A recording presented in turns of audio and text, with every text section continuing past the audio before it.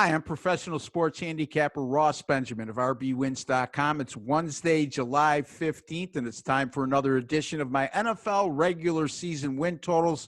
We're getting down to the nitty gritty, folks. Just three teams left to go, including today, in which we're going to cover the Tennessee Titans. And the Titans' current regular season win total right now is set at 8.5. And that raised my eyebrows a bit when I looked at it because, look, this is a Tennessee team that went 9-7 a season ago. Not great, but good enough to qualify for the AFC playoffs. And then they get into the playoffs. They knock off New England in Foxborough. They knock off a 14-2 Ravens team in Baltimore. And that was a Ravens team that entered that contest having won 12 in a row. They go on the road in the AFC Championship game at Kansas City and open up a double-digit lead there before succumbing and getting worn down by the Chiefs in the second half and losing going away. And the Chiefs obviously went on to win the Super Bowl, so nothing to be ashamed of there. All in all, it was a good season for Tennessee. They returned a lot of the players they had a season ago. They just signed their star running back, Derrick Henry, today for a $50 million four-year extension with $25 million being guaranteed. A lot of excitement and a lot of enthusiasm and high expectations in Nashville this year. Yet their team, according to Las Vegas and the offshore sports books, are set at 8.5 as far as the regular season win total goes. Well, their offense will once again be led by Ryan Tannehill, and Tannehill was an integral part of the Titans turning around their season a year ago. At one point, they were 2-4 after 6 games, and Marcus Mariota, their former #1 draft choice, who has since moved on, he was benched in favor of Tannehill, and the rest is history. Tennessee went 7-3 the rest of the way. They earned that 9-7 record, and I already touched upon their deep run in the postseason. Tannehill was instrumental in that, as far as he had a 70% completion rate, which was his best ever in his career, threw for over 2,700 yards in just 12 starts, 21 touchdowns against 6 interceptions, ran for an additional 185 yards and 4 touchdowns. So all in all, pretty good year for Tannehill. In the playoffs, he wasn't asked to do a heck of a lot until the second half of the Kansas City game because Derrick Henry, the running game and their defense was so dominant against New England and Baltimore and early on against Kansas City. So, again, his numbers really were poor when you look at him on paper in the playoffs, but there's a reason why. It wasn't like he was asked to do a lot. And now, when you look at their wide receivers, the wide receiver core is led by second-year player A.J. Brown, one of the 2 Mississippi wide receivers, DK Metcalf of Seattle, who was a second-round pick last year. A.J. Brown was a first-round pick. Boy, oh boy, you wonder how Mississippi wasn't a winning team in these guys' senior year, or didn't do better than the record shows, I should say, instead. And having said that, A.J. Brown, over 1,100 yards receiving last year, 6 touchdowns. So a nice rookie season, to say the least.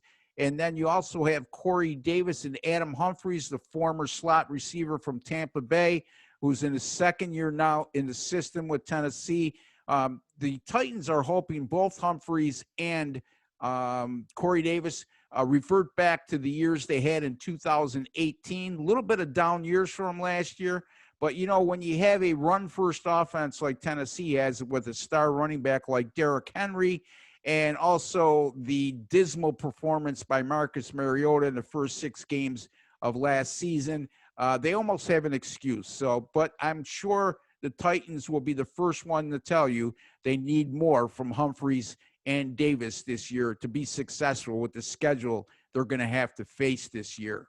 On defense, getting back to Derrick Henry, 1,500 rushing yards, which led the NFL, 16 rushing touchdowns.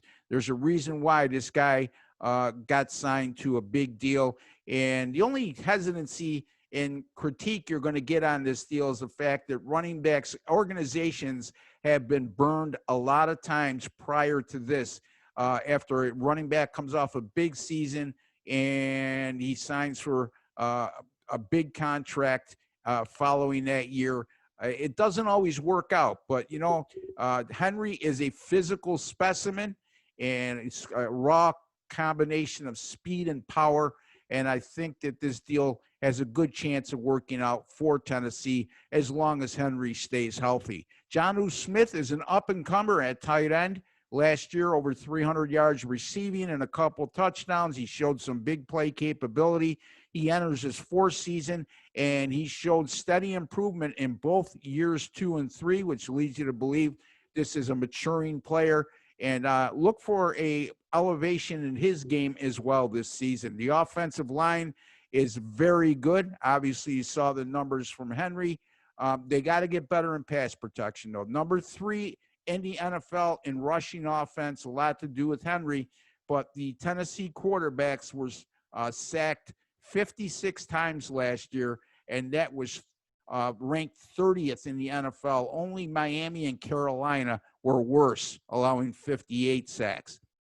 Defensively, it was a bend but don't break type of unit.